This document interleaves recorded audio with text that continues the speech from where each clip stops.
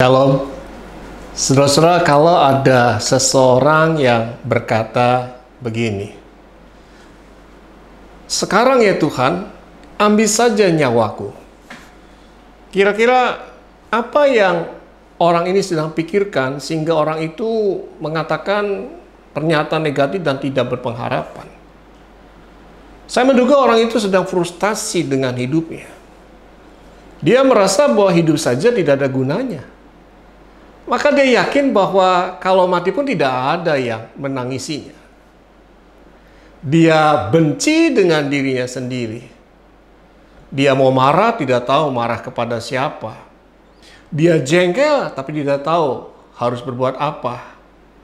Dia mau menangis, tapi air matanya habis karena persoalan-persoalan yang begitu berat.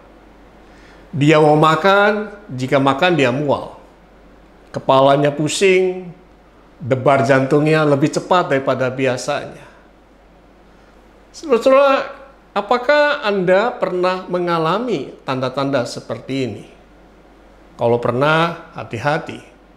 Berarti Anda sedang mengalami gangguan kesehatan mental. Ada perasaan stres, cemas, dan depresi. Elia mengalami hal yang sama, gangguan mental. Mari kita baca dalam 1 Raja-Raja 19 ayat 4b. Kemudian ia ingin mati, katanya, "Cukuplah itu, sekarang ya Tuhan, ambillah nyawaku, sebab aku ini tidak lebih baik daripada nenek moyangku." Saudara-saudara, mengapa Elia ingin cepat mati? Bukankah seharusnya Elia bangga, bersyukur karena dia bisa mengalahkan 450 Nabi Baal di Gunung Horeb? Persoalannya adalah karena Ratu Isabel. Elia menjadi stres, cemas, dan depresi. Kekalahan dan kematian para Nabi Baal membuat Ratu Isabel begitu berdusta, tersinggung, dan marah besar.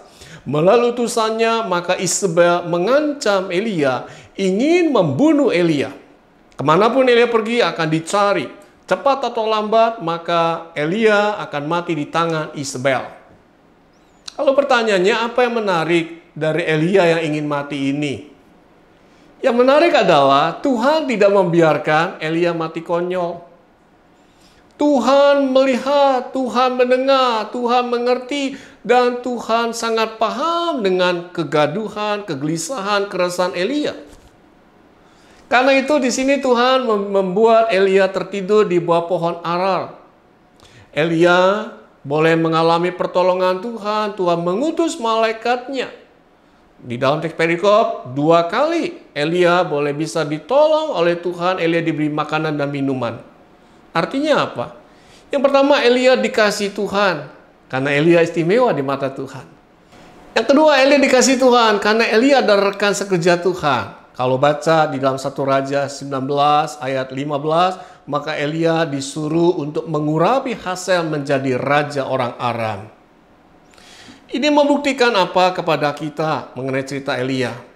Alkitab tidak hanya berbicara tentang tokoh-tokoh Alkitab yang punya kekuatan iman, tapi Alkitab juga dengan jujur bicara tentang kerapuhan tokoh itu.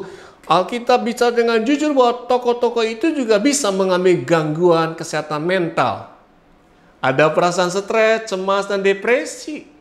Tetapi Tuhan mengasihi mereka, Tuhan menghampiri mereka, Tuhan menolong mereka, bahkan Tuhan menyembuhkan mereka.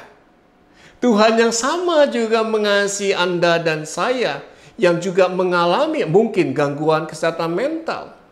Sehingga kita merasa stres, cemas, dan depresi. Kita gelisah, kita tidak nyaman dengan rumah tangga kita, dengan pekerjaan kita, dengan pelayanan kita, dengan aktivitas kita, sehingga kita bawaannya menjadi tidak bahagia. Di dalam konteks seperti itu kita diingatkan bahwa Tuhan bisa pakai banyak cara. Komunitas bisa menjadi support group kita. Komunitas doa pagi, komunitas jalan-jalan pagi, komunitas kulineran, komunitas webinar, komunitas apa saja bisa membuat kita diterima dan menjadi percaya diri kembali. Tuhan bisa memakai keluarga kita untuk menjadi pendoa dan juga pemerhati, membuat kita menjadi berharga kembali. Bahkan Tuhan bisa memakai tukang sampah, tukang sapu jalanan, juga mungkin Gojek untuk membuat kita bisa menyadari betapa pentingnya hidup bersyukur. Oleh karena itu, tetaplah menaruh harapan kepada Tuhan. Karena firman-Nya adalah sumber kekuatan buat kita dan sumber kesehatan mental buat kita. Amin.